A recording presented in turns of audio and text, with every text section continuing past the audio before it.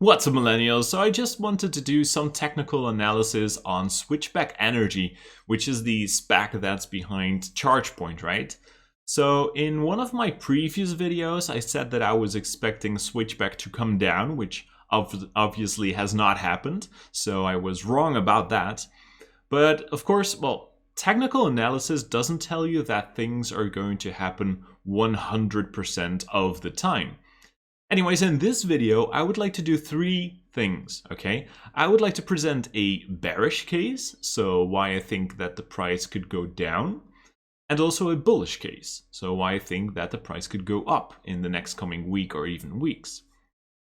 And what I'd also like to do is, well, I'd fully understand it, of course, as well, if you're like, well, how does that going to help me? Well, at the end of the video, I'm going to tell you what I am going to do or what I already have done, all right? So let's look at my bearish case first. And I'm going to give you three arguments, okay? First of all, let's look at the chart at the candlesticks over here and the EMAs, the exponential moving averages on the daily chart. Now the price action, which currently sits at $16.81, seems to be quite far away from the exponential moving averages. And just for reference, the yellow, blue, purple, and white lines are the 8, 13, 21, and 55 exponential moving average, respectively. So if you look at the price history, then the price action seems to kind of ride the 13 EMA, which is the blue line over here. We can see over here that it used the blue line as support. Here we had kind of support as well. It did go through a little bit, but it never opened and closed below the support. And here we had support as well. So that could mean that if the EMA, well, the EMA is going to move, of course, right? So tomorrow this could be around, I don't know, maybe $15.50. But this could be something to keep your eye on to see if price action actually comes down to the blue line to correct itself to the 13 EMA. Okay, and the second argument for a bearish case would be the volume. Because even though we have seen a breakout to all-time highs, we don't have that much volume yet, okay? We haven't even reached, and here's the volume on the bottom over here, we haven't even reached the exponential moving average on the volume bars, which is the white line over here. So when that happens, when there is no volume, that could indicate a fake out, which usually means that, well, price action does break out to all-time highs in this case, but then it comes back down again. So in that case, I would suspect that the price would go down below the previous high again, which was $16 exactly, okay? So keep your eye on the volume over here as well. And then the last part, the last point of my bullish or bearish case rather, is the Bollinger Bands, which are over here. And I'm going to deactivate the EMAs for now. So right now we seem to be in the same situation as before over here and before over here as well. What we have done is we're closing in, we're getting very close to the upper Bollinger Band over here, and then it might turn into resistance just as it happened over here. It came very close to the Bollinger Band, the upper band, and then it had resistance, came sideways for a while, and then went back down. Same thing happening over here. It used the Bollinger Bands as resistance, and then it came back down again.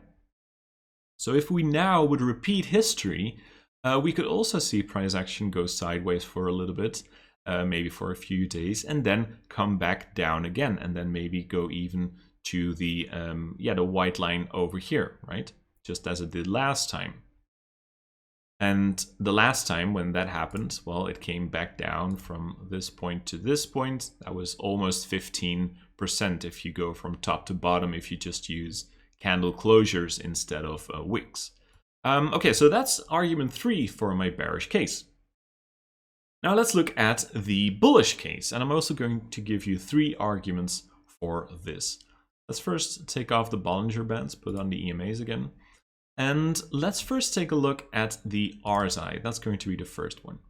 So what happened over here is that the RSI has crossed the exponential moving average. The RSI being the blue line over here, and the EMA, the exponential moving average, the white line over here. Now, last time this happened, which was over here, price action went up a lot as well, right?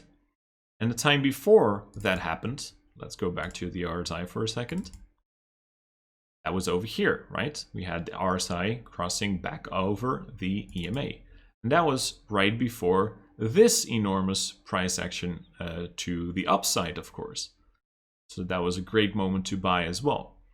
So if the RSI right now is going to remain above this white line, above the EMA, that would likely mean that price action will continue to go up. So yes, look for the RSI maintaining itself above the EMA or not. And then secondly, we're going to take a look at the MACD. And on the MACD, what we can see is, well, the blue line, that's the MACD, has crossed above the signal line, which is the orange line. And that could be a good sign as well. Because if we look at the last time that that was happened, which was over here, that was right before the massive run up as well. Now, we don't have that much price action on SBE, on Switchback Energy. So let's take a look at Microsoft, for example, to see how that turned out over there. Now, if you look at the MACD on Microsoft, we saw this happening a few times as well. We saw a cross back here, blue line crossing the orange line.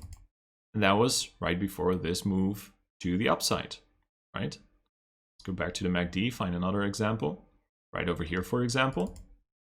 That was right before this move to the upside. And if we go back, we see a few more examples. This was not such a good example, of course, because that came back down. But right here, we see another example. That was right before this massive move to the upside. Okay, so usually when that happens, when the blue line crosses the orange line, that is a good sign, okay? So that could be a good sign for SBE right now as well.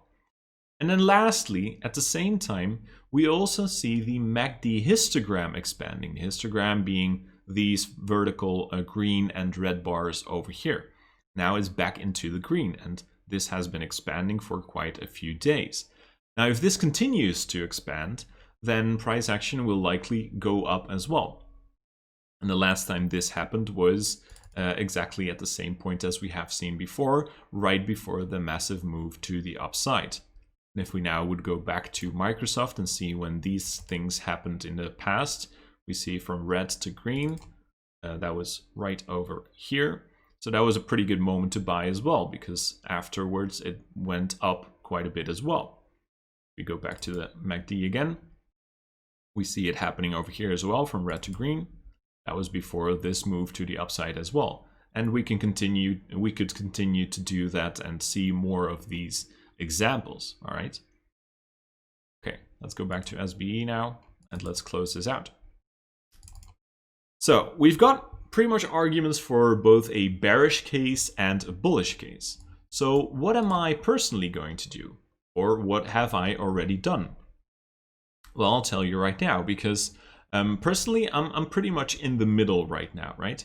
I'm slightly leaning towards a correction to around $50.50 or $15.50. But because I'm so undecided, I have done what I usually do in these situations where I'm just not entirely sure what to do.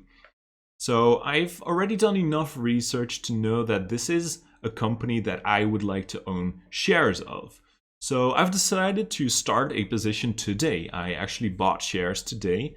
50 shares at $16.82. But that's going to probably be only 1/3 of my entire position, probably. So what I'm going to do is basically dollar cost averaging. I'll continue to add more in the future. I'm not entirely sure when. And I'll still keep looking at the charts, of course, and the news as well daily to see if there are any new updates. All right. So there you go. I hope that one of the things that you've learned from this video is that it's good to be objective and to try and represent both sides. You should look at the bearish signs and also look at the bullish signs and then make up your mind. Alright, I hope you liked this video. Tomorrow I'm going to release a new video with more research on ChargePoint, so I hope to see you tomorrow. Have a nice day. Bye bye.